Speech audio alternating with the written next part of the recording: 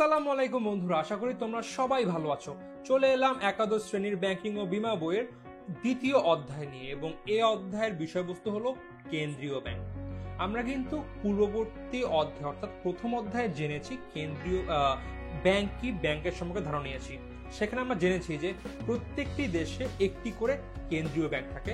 সেখানে আমরা কেন্দ্রীয় ব্যাংক সম্পর্কে সামান্য ইনফরমেশন পেয়েছি, বাট এই অধ্যায়ে আমরা কেন্দ্রীয় ব্যাংক সম্পর্কে একদম বিস্তৃত আলোচনা করব। এর বৈশিষ্ট্য, এর কার্যাবলী, দেন এরা কিভাবে মুদ্রা ঋণ নিয়ন্ত্রণ করে, বা আরো যত কাজ আছে এই সম্পর্কে আমরা ভালোভাবে জানব। তো চলো শুরু করা যাক। প্রথমে আছে কেন্দ্রীয় ব্যাংকের ধারণা বা কেন্দ্রীয় ব্যাংক কি। চলো সংজ্ঞা দেখে নিই। জনকল্যাণের উদ্দেশ্য। আচ্ছা দেখো, আমি কিন্তু সংজ্ঞায় কিছু লাল কালার করে দিয়েছি, একটু দেখে বুঝবে যে এগুলো ছিল এই সংজ্ঞার সবচেয়ে গুরুত্বপূর্ণ বিষয়, এবং এগুলো এই লাল কালারগুলো করা হচ্ছিল কেন্দ্রীয় ব্যাংকের গুরুত্বপূর্ণ বৈশিষ্ট্য নিয়ে, কিন্তু লাল কালারগুলো করা হয়েছে। তো দেখো, জনকল্যাণের উদ্দেশ্য নিয়ে দেশের অর্থনীতির চালিকা শক্তি হিসাবে প্রতিষ্ঠিত এবং সরকারি নিয়ন্ত্রণাধীনে পরিচালিত দেশের এক ও অনন্য ব্যাংকিং প্রতিষ্ঠানকে কেন্দ্রীয় ব্যাংক বলে। তো প্রথম যেটি ছিল জনকল্যাণের উদ্দেশ্য, এটি ছিল পয়েন্ট নাম্বার 1। কেন্দ্রীয় ব্যাংক কেন গঠিত হয়, এর কোন উদ্দেশ্যে গঠিত হয়? এর মূল উদ্দেশ্য হলো জনকল্যাণ, যেখানে অন্য বাণিজ্যিক ব্যাংকগুলোর মূল উদ্দেশ্য কিন্তু মুনাফা অর্জন। তো কেন্দ্রীয় ব্যাংক জনকল্যাণ উদ্দেশ্য নিয়ে দেশের অর্থনীতির চালিকা শক্তি। দেশের যে অর্থনীতি, এটিকে তো একটি প্রতিষ্ঠানকে দেখতে হবে বা দেখাশোনা করতে হবে, একটি আর্থিক প্রতিষ্ঠানকে, এবং সেই প্রতিষ্ঠান হিসাবেই সেই দেশের অর্থনীতি চালিকা শক্তি হিসাবে প্রতিষ্ঠিত যে প্রতিষ্ঠান, সেটি কিন্তু আলটিমেটলি কেন্দ্রীয় ব্যাংক। তো দেশের অর্থনৈতিক চালিকা শক্তি হিসাবে প্রতিষ্ঠিত এবং দেশের অর্থনীতি সচল রাখার জন্য কিন্তু এরা বিভিন্ন রকমের নীতি গ্রহণ করে বা বিভিন্ন পলিসি ইমপ্লিমেন্ট করে, এবং এইসব পলিসি তারা কিন্তু বাণিজ্যিক ব্যাংকের মাধ্যমে ইমপ্লিমেন্ট করার ট্রাই করে, এবং যার মাধ্যমে কিন্তু তারা দেশের অর্থনীতিকে একটি শক্ত বা মজবুত অবস্থানে ধরে রাখে। সো চালিকা শক্তি হিসাবে প্রতিষ্ঠিত এবং সরকারি নিয়ন্ত্রণাধীনে এই যে কেন্দ্রীয় ব্যাংক, যে কোনো দেশের কেন্দ্রীয় ব্যাংক ও সাধারণত ওই দেশের সরকারের আন্ডারে থাকে, অর্থাৎ সরকারের অধীনে প্রতিষ্ঠিত এবং পরিচালিত হয়, অর্থাৎ কেন্দ্রীয় ব্যাংকটি একটি সরকারি ব্যাংক। সো যেহেতু সরকারি ব্যাংক, তাই এটি অলওয়েজ সরকারের নিয়ন্ত্রণের অধীনে থাকে। পরিচালিত দেশের এক ও অনন্য, একটি দেশে মাত্র একটি কেন্দ্রীয় ব্যাংক থাকবে। পৃথিবীর কোনো দেশেই একের অধিক কেন্দ্রীয় ব্যাংক নেই, অর্থাৎ 2টি বা 3টি এরকম নেই। সারা পৃথিবীতে আছে যতগুলো দেশে কেন্দ্রীয় ব্যাংক আছে, সবগুলো দেশে মাত্র একটি করে কেন্দ্রীয় ব্যাংক আছে। যেটা বলেছে এক ও অনন্য। অনন্য কারণ এই ব্যাংকের উদ্দেশ্য একদম ভিন্ন, এই ব্যাংকের গঠন প্রণালী একদম ভিন্ন, পরিচালনা সবকিছু অন্য যে কোনো ব্যাংকের থেকে ভিন্ন, তাই বলা হয়েছে এক ও অনন্য ব্যাংকিং প্রতিষ্ঠানকে কেন্দ্রীয় ব্যাংক বলে। তো এই যে আমরা সংজ্ঞাটি দেখলাম, এই সংজ্ঞাটি মূলত কেন্দ্রীয় ব্যাংকের কিছু গুরুত্বপূর্ণ বৈশিষ্ট্য নিয়ে কিন্তু গঠন করা হয়েছে।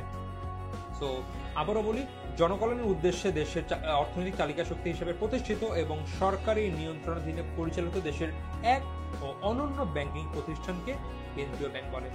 যেরকম বাংলাদেশে আছে বাংলাদেশ ব্যাংক, আমাদের যে বাংলাদেশের কেন্দ্রীয় ব্যাংক, সেটা কিন্তু আমরা বাংলাদেশ ব্যাংক নামে জানি। যুক্তরাজ্যের ব্যাংক অফ ইংল্যান্ড, একে বলা হয় mother of all central bank. যুক্তরাষ্ট্রে ফেডারেল রিজার্ভ সিস্টেম, যুক্তরাষ্ট্রের বা ইউএসএ এর কেন্দ্রীয় ব্যাংক। ভারতের রিজার্ভ ব্যাংক অফ ইন্ডিয়া এবং পাকিস্তানে স্টেট ব্যাংক অফ পাকিস্তান। এগুলো হলো বিভিন্ন দেশের, মূলত বাংলাদেশ, ইন্ডিয়া, পাকিস্তান এবং এখানে ইউএসএ এন্ড লন্ডনের বা ইংল্যান্ডের আমাদের কেন্দ্রীয় ব্যাংকের নাম। সো আমরা সংজ্ঞা সম্পর্কে জানলাম এবং মোটামুটি কিন্তু একটি ধারণা পেলাম।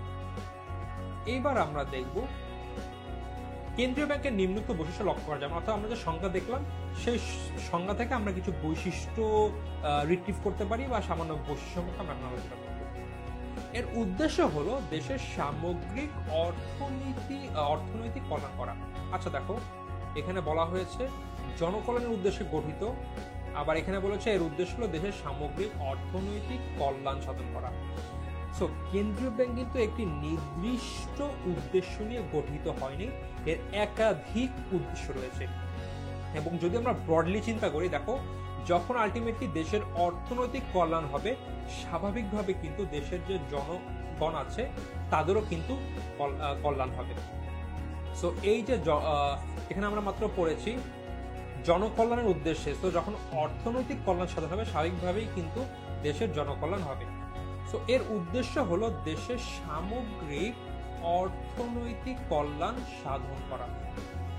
আমরা জেনেছি এরা বিভিন্ন অর্থনৈতিক কল্যাণ সাধনের জন্য বিভিন্ন নীতি নেয়, সেগুলো ইমপ্লিমেন্ট করে এবং যার মাধ্যমে দেশের যে অর্থনীতি আছে সেটিকে একটি শক্ত পজিশনে ধরে রাখা ট্রাই করে। দেশের নোট ও মুদ্রা প্রচলনের একক দায়িত্ব এ ব্যাংকের উপর ন্যস্ত। তো দেখো প্রত্যেকটি দেশেই কিন্তু তাদের নিজস্ব মুদ্রা ব্যবস্থা আছে, তাই না? পৃথিবীতে কি এমন কোনো দেশ আছে যেখানে কোনো মুদ্রা ব্যবস্থা নেই? হ্যাঁ, এখনো তুমি যদি বিভিন্ন আফ্রিকা বা পৃথিবীর বিভিন্ন কোনায় গেলে দেখবে বিভিন্ন যে এখন ওই যে বন জঙ্গলে মানুষ থাকে তাদের মধ্যে হয়তো এখনো বার্টার সিস্টেম বা পণ্যের বিনিময়ে পণ্য প্রথা চালু রয়েছে। তবে পৃথিবীতে যেসব দেশই মোটামুটি দেশের সরকার আছে বা রাষ্ট্র ব্যবস্থা আছে সেখানে কিন্তু অবশ্যই দেশের মুদ্রা আছে। প্রত্যেক দেশে আলাদা করে একটি মুদ্রা আছে। বাংলাদেশের টাকা, ইন্ডিয়াতে রুপি, সৌদি আরবের রিয়াল, ইউএসএ তে ডলার, সো বা ইংল্যান্ডে ইউরো। সো এরকম কিন্তু প্রত্যেকটি দেশেই কিন্তু আলাদা আলাদা তাদের নিজস্ব মুদ্রা ব্যবস্থা আছে। এখন এই মুদ্রাটি কারা ছাপাবে, কারা তৈরি করবে? যদি এমন হতো যে সরকার একাধিক প্রতিষ্ঠানকে দিয়ে দিল তাহলে কিন্তু এটি কন্ট্রোলে রাখা খুব ঝামেলার হতো, বা যদি কোনো বেসরকারি প্রতিষ্ঠানকে দিয়ে দেয় তাহলে কিন্তু এই মুদ্রা ছাপানোটি কন্ট্রোল রাখা কিন্তু একটু কষ্টকর হয়ে যায়। তো প্রত্যেকটি দেশেই যে কেন্দ্রীয় ব্যাংক আছে তাদেরকে এককভাবে এই মুদ্রা ছাপানোর দায়িত্ব দেওয়া হয়। একটি দেশে উক্ত দেশের কেন্দ্রীয় ব্যাংক বাদে অন্য কেউই কিন্তু ওই দেশের মুদ্রা বা নোট ছাপাতে পারে না। হ্যাঁ, আমাদের দেশে যেরকম আমাদের অর্থ মন্ত্রণালয় আছে তারা কিছু যেরকম 1 টাকা 2 টাকা এবং মাঝে মধ্যে 5 টাকার নোটও কিন্তু ছাপায়। তো এটি একদম ভিন্ন বিষয়। মেইন যে নোটগুলো আছে 10 টাকা, 50 টাকা, 20 টাকা, 100 টাকা, 1000, 500 টাকা, এই সব অর্থাৎ মেইন যে নোটগুলোতে ট্রানজাকশন করা হয় সবই কিন্তু কেন্দ্রীয় ব্যাংকের উপর ন্যস্ত থাকে। একটি দেশের আর্থিক ও ব্যাংকিং কাঠামোর শীর্ষস্থানীয় প্রতিষ্ঠান। তুমি দেখো তো তোমার আশেপাশে কিন্তু প্রচুর বাণিজ্যিক ব্যাংক আছে। বাংলাদেশে কিন্তু অলমোস্ট 55+ বাণিজ্যিক ব্যাংক রয়েছে। এই যে ব্যাংকগুলো, এগুলো কে দেখাশোনা করবে? এদের তো একটি অভিভাবক থাকা লাগবে, তাই না? এটা তো এমন না এরা পণ্য তৈরি করছে, যে যেমন তৈরি করলো সিম কোম্পানি, এরা হয়তো বা বেশি চার্জ, তারা সার্ভিস দিয়ে বেশি চার্জ করতেই পারে, কিন্তু এটি তো আর এই মুদ্রা তো আর কোনো প্রোডাক্ট না যে চাইলে ইচ্ছা মতন যে যার মতো করতে পারছে। এদের বিভিন্ন ব্যাংক ওদের যে কাজের মধ্যে একটা সিনক্রোনাইজ থাকতে হবে বা সব মিল থাকতে হবে এবং এদের একটি অভিভাবক থাকতে হবে যাদের আদেশের আন্ডারে এদের কাজ চালাবে। তো দেশের যত আর্থিক এবং ব্যাংকিং কাঠামো আছে বা যত আর্থিক প্রতিষ্ঠান বা ব্যাংকিং প্রতিষ্ঠান আছে এদের অভিভাবক হিসাবে কিন্তু কেন্দ্রীয় ব্যাংক কাজ করে। তাই বলা হয়েছে একটি দেশের আর্থিক ও ব্যাংকিং কাঠামোর শীর্ষস্থানীয় প্রতিষ্ঠান হচ্ছিল এই কেন্দ্রীয় ব্যাংক।